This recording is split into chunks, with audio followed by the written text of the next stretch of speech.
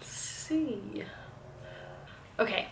Hi guys, welcome back to my channel, and welcome to my bedroom. Today I wanted to talk to you guys about what exactly fast fashion is and why slow fashion is a better lifestyle for the earth, for the environment, and for human beings in general. Okay, as a disclaimer, I am actually new to the whole slow fashion lifestyle. I didn't start committing to slow fashion until this past September. And before that, my favorite store was Zara. I even have a Zara haul on this channel. But I started learning about slow fashion and what that means, and just the minimalist lifestyle and sustainable living. So I want to share with you guys everything that I learned about slow fashion versus fast fashion. I'm actually just going to be reading a blog post for you guys. I wrote an entire post on my blog, Naturally J. I linked it in the description in this video, and my title for this post is "What is Fast Fashion?" I am new to this. I am still learning, so I'm just gonna share with you guys what I've learned so far. This idea of slow living primarily began with me caring about the environment and learning more about how to make less waste, how to switch to less plastic, and all of these household swaps that you might have seen in my other videos. And then as I was learning those things, I learned how big of a perpetrator the fast fashion industry is, of wasting resources, creating a carbon footprint, and forcing slave labor. So as nice as fast fashion brands are because of quick deals and how cheap they are, and sales, and Cyber Monday was just happening, and Black Friday, as tempting as those are, I still wanted to commit to slow fashion because the negative impact that fast fashion has on the environment and on human beings just isn't worth it to me. So what exactly is fast fashion? Simply put, fast fashion dominates the fashion industry. It typically follows trends, and it's typically pretty affordable. Fast fashion samples ideas from the catwalk, from fashion shows, from what we see celebrities wear, and they turn them into clothing that's affordable.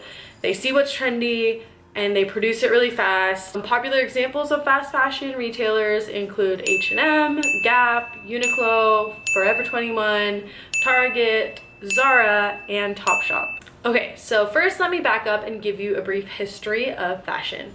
In the 1800s, fashion was a lot slower. People were making their clothes by hand, and it wasn't until the Industrial Revolution when technology like the sewing machine came out, and these allowed the sewing machine allowed for clothes making to be faster, easier, and cheaper. That is why low-cost fashion became such a quick catching phenomenon. The Good Trade reads that fast fashion utilizes trend replication, rapid production, and low quality materials in order to bring inexpensive styles to the public.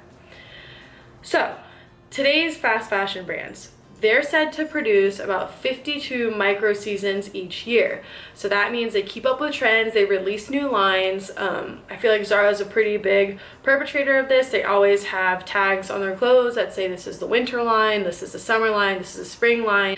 Because of how fast they are trying to keep up with trends, fast fashion brands sacrifice the quality of their materials, and they also sacrifice the sustainability of how they make their clothes. These companies would rather produce and keep up with the trends that are happening instead of taking the time to create clothes the way they should be made. And they expect you to quickly clear out your closet of last season's clothes to stock up for their next trend.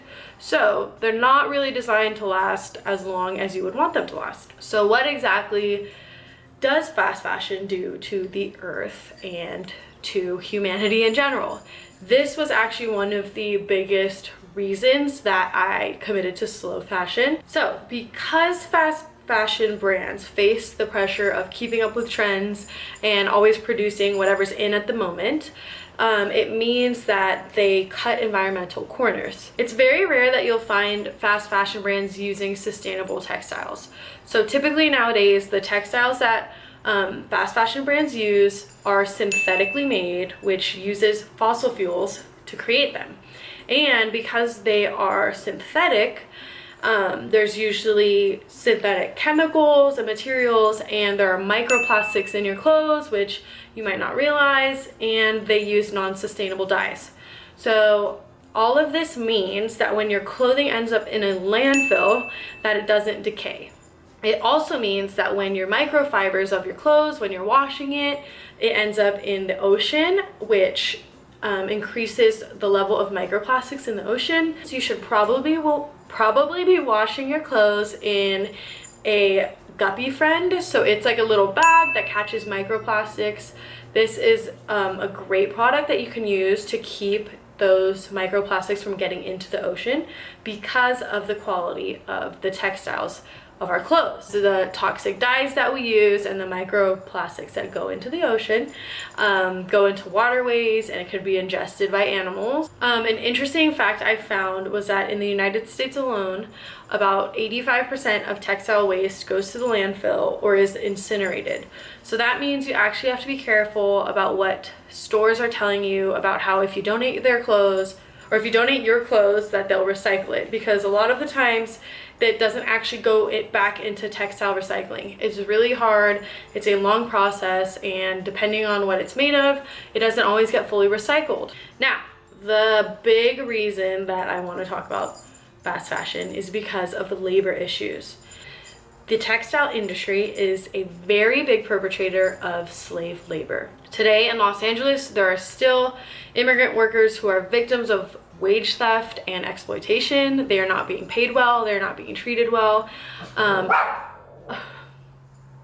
This doesn't just happen in LA though. There are many countries, locations offshore that are also perpetrators of slave labor.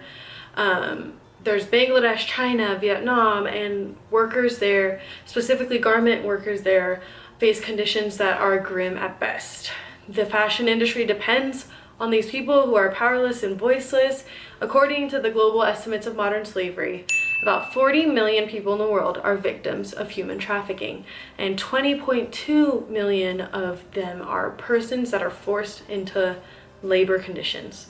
So this doesn't necessarily mean just garment workers, but that is a huge amount of people who are affected by just labor. And if we can have some sort of say in that by voting with which companies we support, then I think we should definitely take that step.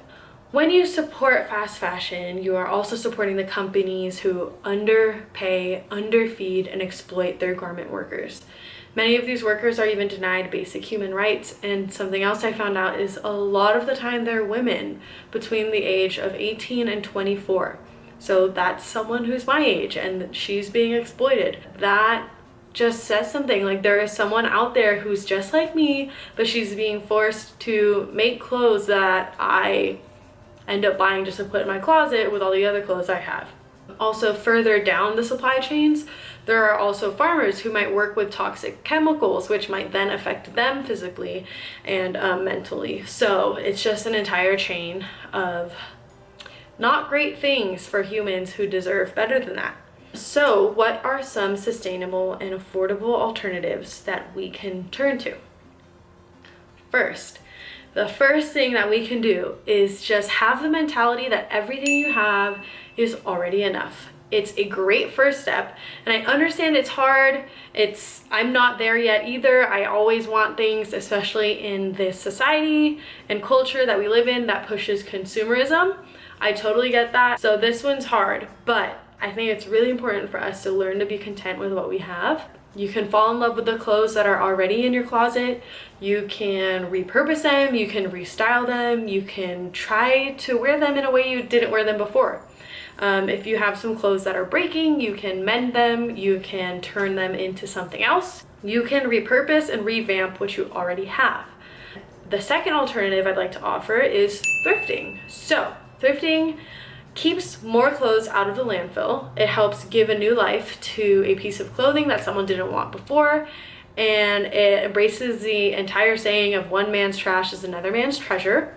Thrifting has never been more accessible or popular as it is now. There are online thrift shops / apps like ThredUp, Poshmark, Depop. There are so many ways that you can buy secondhand clothes. If you're shopping around online as well and you're ever hesitant about any sort of clothing brand, you don't know if they're sustainable or if they're ethical, you can go on Sustainable Apparel Coalition. It's a great resource for assessing a brand's environmental impact. And you can also use the app Good On You. I love it. I use it all the time. On the homepage, it has articles that talk about fashion and the fashion industry. It talks about slow fashion, fast fashion. It talks about designer brands. And they also have an entire database of clothing brands. They have brands for shoes, brands for bags. They have everything organized in categories. So you can look at a t-shirt brand or a shoe brand. The app then breaks down each brand and it rates them on their sustainability and their ethical practices in regards to their labor, the environment, and animals. So that's a really good app that you can use.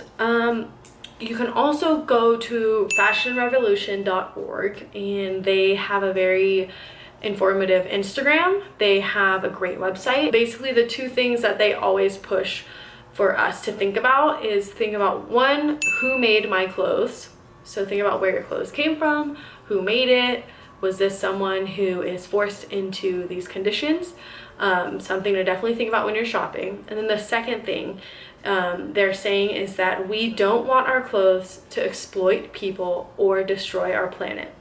But yeah, I hope this video put all of this into a way that you can understand, a way that's been helpful. I just want to share this with you because I'm very passionate about it. I'm learning more and more about it each day, and I am on this low waste journey trying to just take better steps for the earth and for people. So if you want to do this with me, I would love that.